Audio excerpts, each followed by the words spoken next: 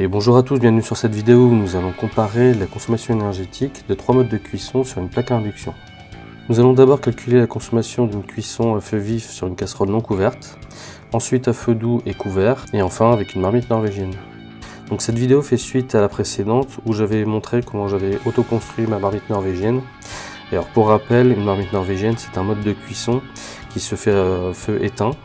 Et le but de cette vidéo est surtout d'évaluer son efficacité chiffrée.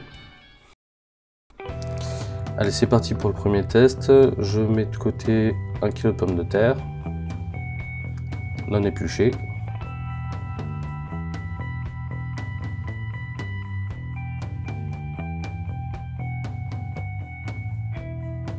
Ensuite, je mets en place mon consomètre.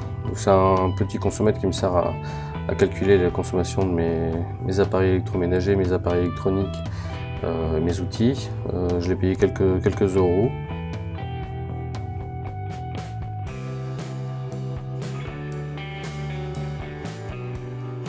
Pour le premier test, on peut voir qu'avant même d'avoir lancé la cuisson, il y a un courant de fuite de 0,5 watts.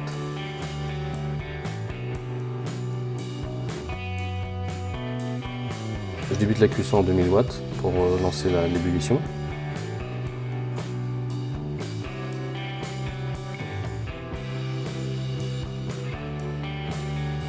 Et quand l'eau commence à frémir, je descends à 600 watts.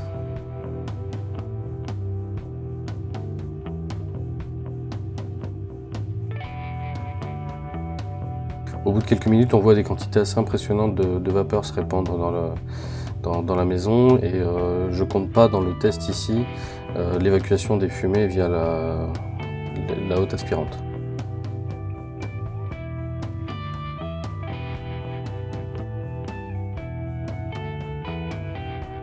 Au bout de 40 minutes de cuisson, les pommes de terre sont cuites, donc je coupe la plaque.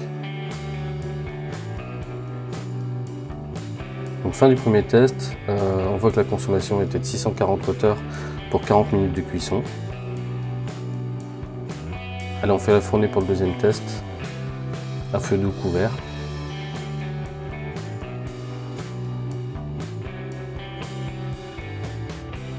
J'ai mis un tout petit peu plus de pommes de terre, environ 500 grammes, parce qu'elles sont un petit peu plus petites.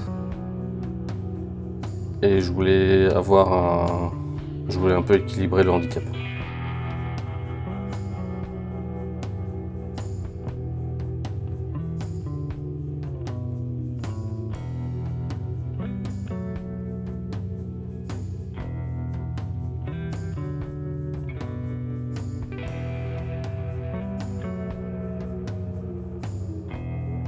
Au bout de 10 minutes, l'eau commence à bouillir et je réduis donc la puissance à 350 watts.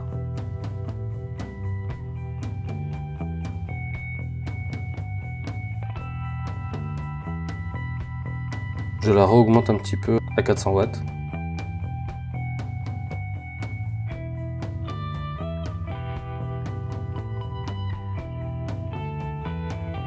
Voilà, donc au bout de 39 minutes, les pommes de terre sont cuites. Le bilan de consommation pour ce deuxième test, c'est de 418 Wh en 39 minutes, qui représente 34% d'économie. La pesée de la troisième fournée, on y va pour le test de la marmite norvégienne. Donc le début commence de manière similaire au deuxième test, c'est-à-dire à feu doux couvert.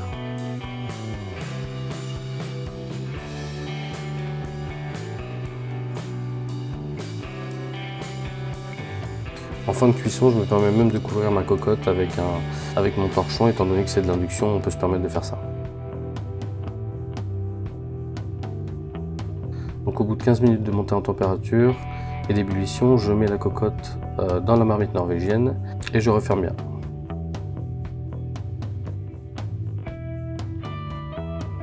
Donc là on voit que l'index du compteur est passé de 433 à 678.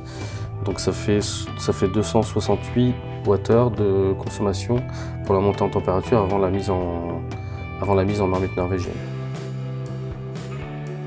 Voilà, donc 45 minutes plus tard, je récupère ma cocotte dans ma marmite. C'est assez chaud.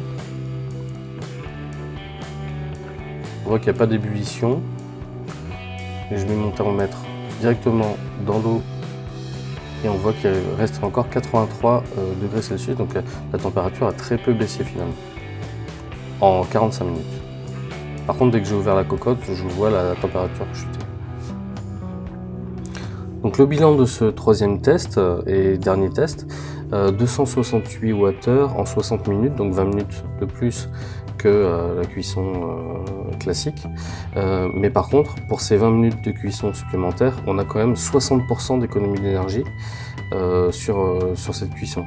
Et 268 Wh, c'est vraiment très très faible. Il faut prendre aussi en compte le fait que je travaillais sur une table à induction qui est le mode de consommation pour la cuisson qui est un des plus bas avec le vitrocéramique. C'est la proportion d'économie d'énergie qui est intéressante. Ici, on voit 60% d'économie d'énergie. Si vous avez une table de cuisson au gaz ou en plaque électrique classique, au bois, pourquoi pas, ou même... D'ailleurs, en parlant du bois, 268 Wh, ça représente un bout de bois de 66 grammes. Alors je me suis amusé à regarder si j'avais dans mon stock de bois un bout de bois de 65 grammes, j'en ai trouvé un et ça représente ça. C'est un tout petit bout de bois. Bon, on n'est pas encore à la neutralité carbone totale, mais là vraiment on s'en rapproche. 268 Wh, c'est un panneau solaire d'un mètre 50 carré en plein soleil pendant 1 heure. Donc c'est quelque chose qui est accessible pour de l'autonomie par exemple. Même s'il est vrai que passer de 640 Wh à 268 Wh, ça fait une économie que de 380 Wh. Ça représente annuellement une centaine d'euros, donc ça, on peut penser que ça peut ne pas valoir le coup. En revanche, si en période de disette ou en période de crise énergétique, si nous avions pour nos consommation de cuisson et nos besoins de cuisson à couper nous-mêmes le bois ou à méthaniser nos déchets pour faire du biogaz pour ensuite faire de la cuisson, ces 60% d'économie d'énergie sont plus que pas négligeables, c'est même obligatoire. Voilà, donc j'espère que cette vidéo a été un petit peu instructive, qu'elle vous a donné quelques ordres de grandeur en termes de consommation qui concerne la cuisson. On voit qu'on peut avoir un facteur 3 à 4 assez facilement, je veux dire, ça m'a rien coûté. Aujourd'hui, demain, le facteur 4 pour baisser les émissions de carbone, c'est parfaitement accessible pour tout le monde. Et j'espère donc que cette vidéo va vous inspirer à vous lancer vous aussi. Salut!